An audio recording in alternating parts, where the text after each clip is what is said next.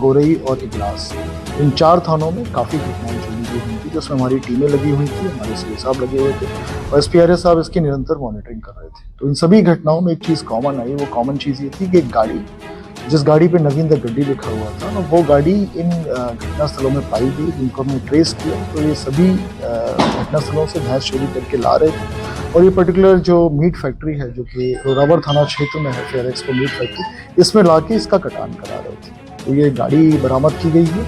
इन्होंने कल early morning में आगरा में भी एक घटना की थी, वहाँ से भैंस चोरी लेकर आए थे, वो 2 भैंसें भी बरामद की गई।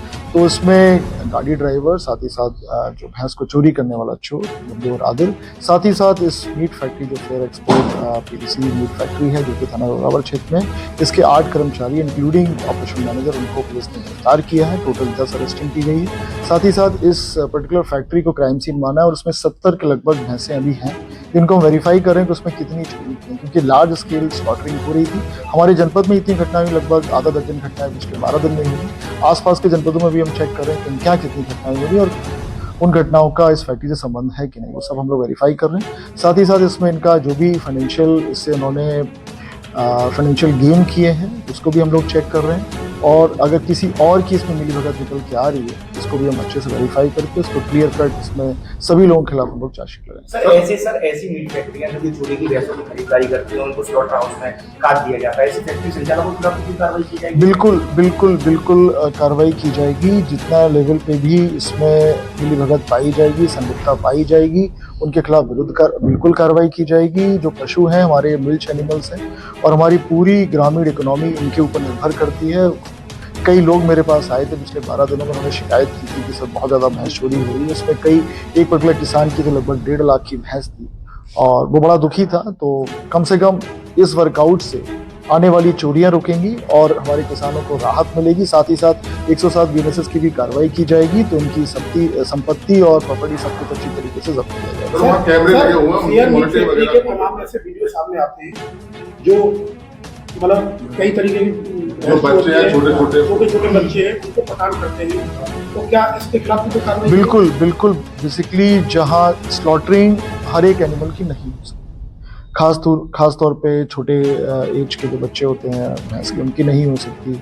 जो प्रेग्नेंट भैंसें, उनकी नहीं हो सकती। खास तौर पे जो दुधारू, उनकी भी नहीं हो सकती। तो इसमें ये क्योंकि चोरी की भैंसों का कर रहे थे, तो बिना देखे, बिना कुछ किए, साथ ही साथ कोई डॉक्टर्स भी इसको चेक नहीं कर रहा था कि मेडिकली फिट है कि नहीं, और पूरी तरीके से स्लॉटरिंग हो रही थी। तो हर एक बिंदु की जांच की जाएगी, जिसमें छोटे बच्चे हों, चाहे प्रेग्नेंट हों, चाहे वो उनके एज ग्रुप। सर इनकी टीम बनाई जाती है जिसमें सीईओ होते हैं, प्रदूषण का हेड होता है और प्रशासन की टीम रहती है। तो सर क्या ये टीम चेकअप नहीं करती जबकि एक डॉक्टर परमानेंट बैठने का इस सभी बिंदुओं के बारे में गहनता से जांच की जाएगी। सभी विभागों को इसमें पत्राचार किया जाएगा और चेक किया जाएगा कि कहाँ कौन सी कमी रहेगी, उस कमी को पूरी की जाएगी। वो कमी कोई सीसीटीवी फुटेज कब्जे वगैरह लिए गए हैं? सीसीटीवी फुटेज हमने इसमें प्रेस नोट में लगाई भी है, जिसमें आपको गाड़ी मिल जाएगी घटनास्थल पे चोरी करते हुए, साथ ही साथ वो जो फैक्ट्री उसमें जाते हैं। ये कर तो अभी फिलहाल हम इंटरोगेशन कर ही रहे हैं, लेकिन जो हमारे पास पिछले 12 दिनों में बहुत घटनाएं हैं। पहले क्या था कि कुछ गैंग सक्रिय थे, जिसमें एटा के गैंग थे, कासगंज के गैंग थे, वो सक्रिय थे। हमारे जनपद के भी थे, उनको हम लोगों ने वर्कआउट कर लिया था। खासतौर पर जो अतरौली की घटना हुई थी, अतरौली पाली की उस तरह की घटना, जवा की घटना हुई थी। अभी इस तरफ पहले कभी घटना नहीं हुई थी। खैर में, टप्पल में, ग्लास में, गोरई में, ये पिछले 2 हफ्तों में घटना हुई थी। तो उसमें स्पेशल टीम हम लोगों ने लगाई थी कि कहाँ से ये गैंग आ गया। तो संभवतः ये इन्होंने नया शुरू किया, लेकिन फिर भी हम चेक कर रहे हैं, हो सकता है पुरानी घटना में। ऐसा तो नहीं कि फैक्ट्री संचालक जो है इनको प्रलोभन देते हो, ये चोरी करके मैं किसी भी संभावना से अभी वो नहीं कर रहा हूँ। किसी का भी रोल इसमें हो सकता है, इसीलिए जो 8 कर्मचारी इसमें इंक्लूडिंग के सीनियर ऑपरेशनल मैनेजर हैं, उनको भी पुलिस ने अरेस्ट किया। तो फैक्ट्री सील कर दी गई है। अभी क्राइम ऑफ सीन है, कोर्ट से हम उसमें आदेश कराएंगे, कोर्ट के आदेश के अनुसार होगा। फैक्ट्री है उसको अलीगढ़ पुलिस आइडेंटिफाई करेगी, किस तरह से वहाँ पे अभियान चलाएगी, सब वो लाते हैं गाड़ी की चेकिंग करेगी। बिल्कुल, इसमें क्लियर कट डायरेक्शन दी गई थी कि जो भी गाड़ियां आ रही हैं चेक कर लिया जाए कि गाड़ी चोरी की तो नहीं है, उनके जो ड्राइवर स्टाफ आ रहा है कहीं उनका कोई क्रिमिनल हिस्ट्री तो नहीं है।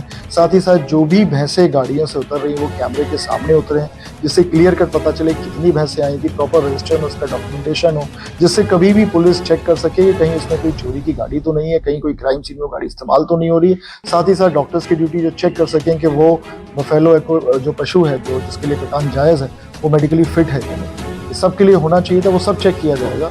और निरंतर इसको हम लोग चेक करते भी रहते हैं, बताते भी रहते हैं, लेकिन अगर कोई इसमें उल्लंघन करता है इन सबकी सभी शर्तों का, SOP का, तो उसके खिलाफ कार्रवाई भी की जाएगी। इनके कोई आपराधिक इतिहास क्या है जो पकड़े गए हैं सर? आपराधिक इतिहास क्या है जो लोग पकड़े गए हैं? आपराधिक इतिहास भी चेक कर रहे हैं इसमें।